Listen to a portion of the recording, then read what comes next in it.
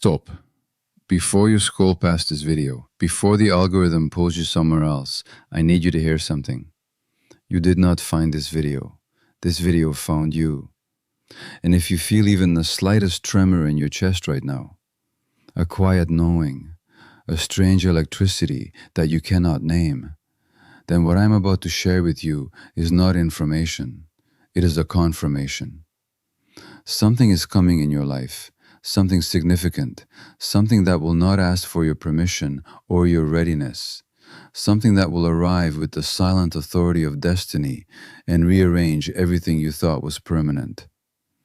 Carl Jung called it synchronicity, not coincidence, not luck, not random chance colliding with your daily routine. Synchronicity is a meaningful coincidence, an event in the outer world that mirrors something profound happening in your inner world. A moment where the universe stops pretending it is not listening and speaks to you directly, in the language of the soul. And here is what most people do not know, what the textbooks do not tell you, what the motivational speakers skip past in their rush to give you 5 steps to success.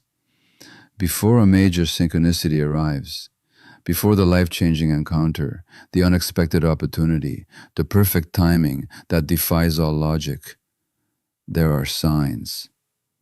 Quiet signs, subtle signs, signs that your unconscious is preparing you, signs that the collective unconscious, that vast ocean of shared human wisdom that Jung spent his life mapping, is moving in your direction. 7 of them.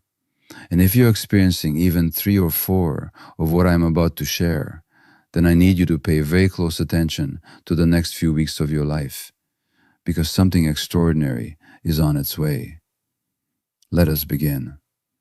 The first sign is that your dreams become unusually vivid and symbolic.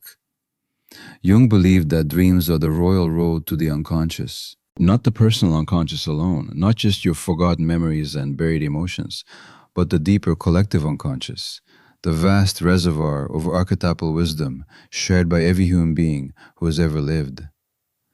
And when a major synchronicity is approaching, when the deeper currents of your psyche are shifting in preparation for a significant outer event, your dreams change. They become more vivid, more charged, more symbolically dense. You wake up and the dream clings to you like morning fog. You cannot shake it. Its images, its atmosphere, its emotional residue follows you through your entire day. You dream of water, of vast oceans or flooding rivers. Water in Jungian symbolism represents the unconscious itself. When it appears with unusual power in your dreams, it means the depths are rising. Something from below the surface of your awareness is preparing to break through. You dream of roads, of crossroads, of doorways, of bridges spanning impossible distances. These are the psyche's symbols for transition, for threshold moments, for the liminal space between who you were and who you are becoming. You dream of strangers with familiar eyes, figures who speak in riddles, but whose words carry enormous emotional weight. These are often your archetypes: the wise old man, the anima, the self, appearing in disguise to prepare you for what is coming. Do not dismiss these dreams. Do not scroll past them in the morning rush of notifications and coffee and obligations. Write them down, even fragments, even a single image, even the emotional texture of the dream without any narrative, because your unconscious is sending you a telegraph, and you were taught to ignore it. The approach of a major synchronicity always announces itself first in the dream world before it manifests in the waking one. The second sign is that you feel an inexplicable sense of anticipation without knowing why. You wake up one morning and something feels different, not bad, not anxious exactly, something more like the atmosphere before a significant storm. The air pressure changes, the birds go quiet, the light shifts, and every living thing within range becomes quietly, alertly, expectantly alive. That is what you feel. except inside you. A hum, a readiness, a sense that something is approaching without being able to name what it is or where it will come from. The rational mind tries to explain it away. You look for external reasons. Perhaps you're tired. Perhaps the coffee was stronger this morning. Perhaps it is just anxiety wearing a pleasant mask. But the feeling persists. It is not urgency. It is not panic. It is something quieter and deeper than both of those. Jung understood that the psyche has access to information that the conscious mind does not. The unconscious perceives patterns across time in ways that the logical ego simply cannot process. It reads the deeper rhythms of your life, the archetypal patterns playing out beneath the surface of daily events, and it knows before you know. This anticipation is the unconscious whispering, get ready, not with fear, with readiness, with the quiet electricity of a soul that is about to step into a new chapter. If you have been feeling this recently, this unnamed sense that something is on the horizon, do not suppress it. Do not medicate it. Do not distract yourself from it with noise and busyness and the endless scroll. Sit with it. Breathe into it. Let it be there. It is not anxiety. It is the soul's version of leaning forward. The third sign is that meaningful numbers, symbols, and patterns begin repeating in your daily life. You glance at your phone and it reads 1111. You look away and return and it reads 1111 again. You see the same sequence of numbers on a license plate, on a receipt, on a page number, on a timestamp, on the total of a grocery bill. A specific animal keeps appearing. A bird that lands unusually close. A butterfly that follows you for an impossible distance. A symbol you were just thinking about manifests on a billboard. A stranger's shirt. The cover of a book someone is reading across from you on the train. The rational mind immediately reaches for the debunking mechanism. Confirmation bias. You're just noticing what was always there. Pattern recognition is a feature of human cognition, and yes, that is partially true. But Jung's concept of synchronicity asks us to go one level deeper.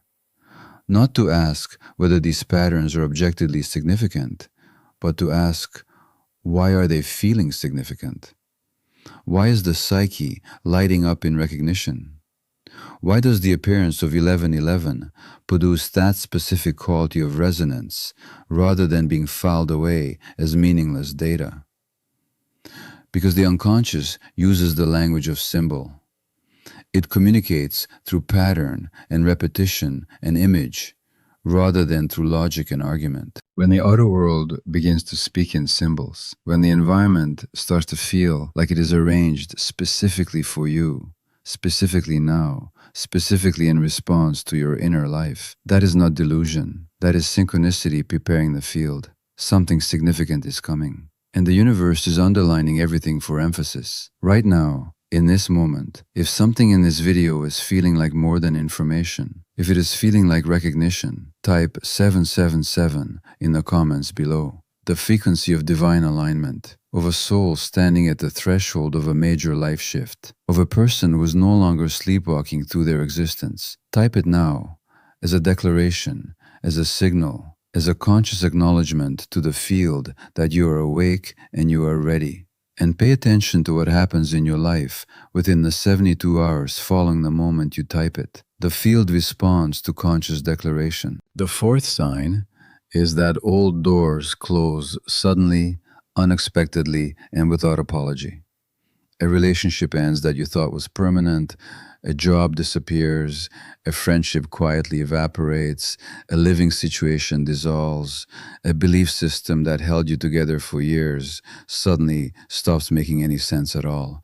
And the closure is not gentle, It is not gradual. It does not give you time to prepare or adjust or find an alternate route before it shuts. It simply ends, and you're left standing in the open space where something familiar used to be, feeling exposed and unmoored and not entirely sure what just happened to your life.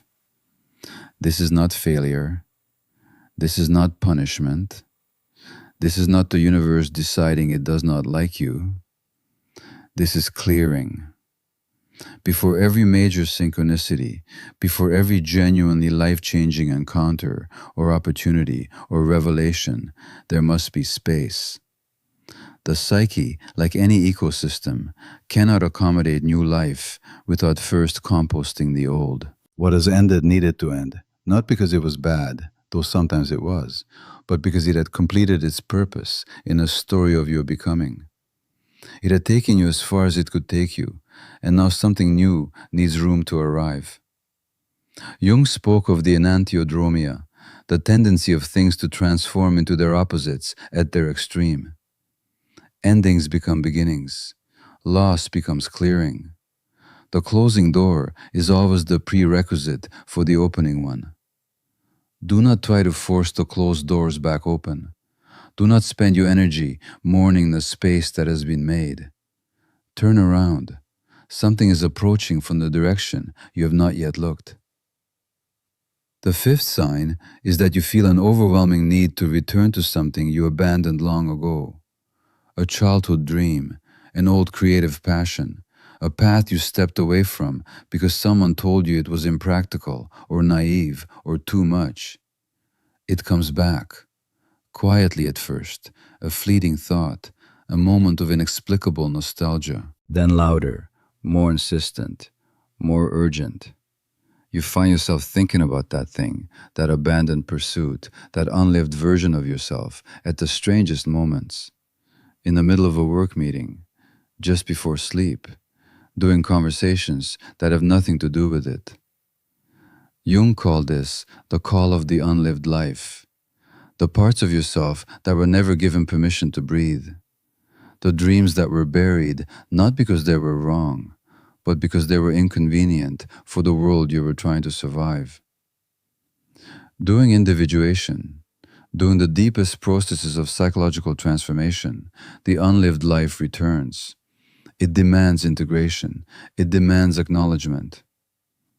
And when a major synchronicity is approaching, it often uses this longing as its entry point. The synchronicity will frequently arrive through the door of what you almost were. The unexpected email about the thing you gave up.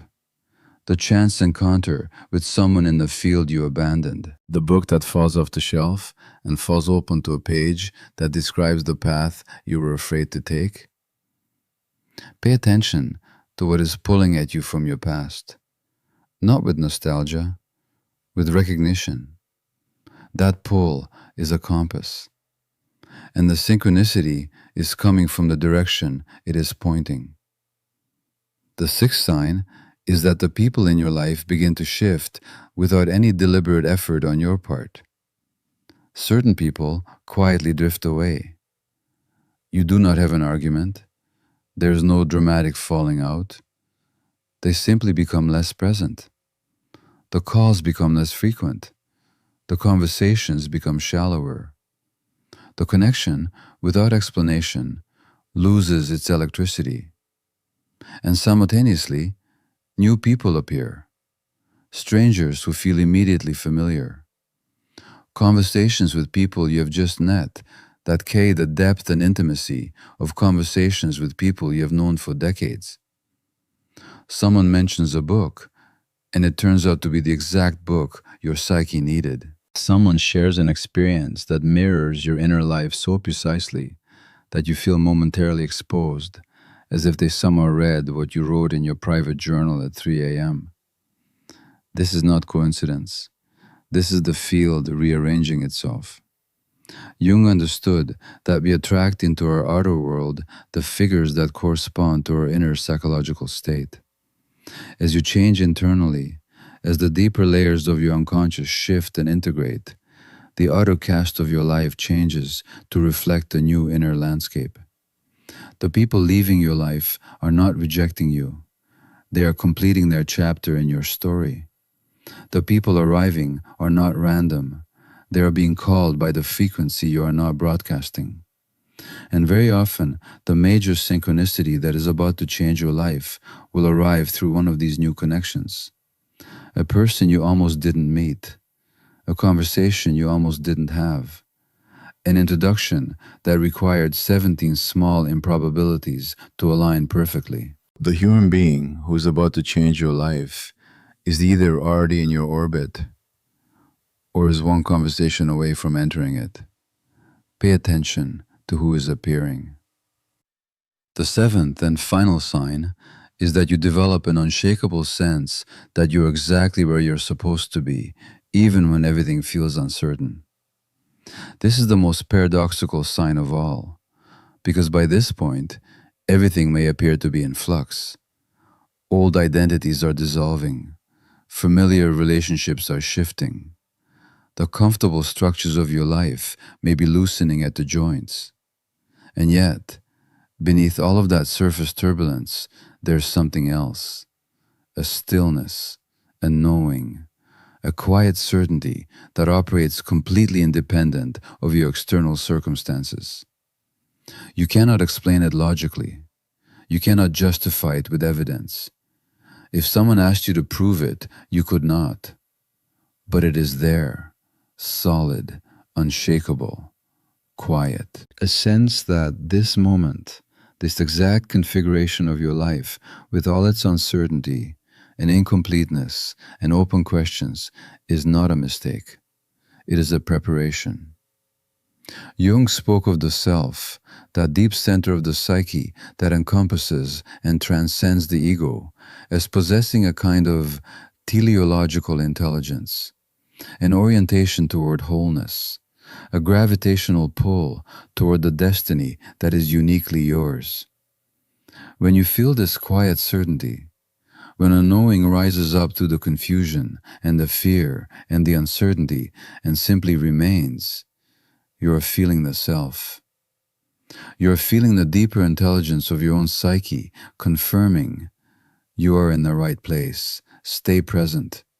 What is coming requires exactly who you are becoming right now. Do not mistake this stillness for passivity.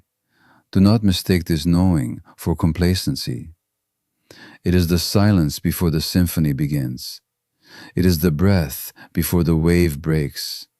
It is the moment just before everything changes. And you, right now, in this moment, watching this video, carrying this feeling in your chest that something is shifting, something is coming, something cannot be stopped or delayed or redirected, you are standing at the threshold.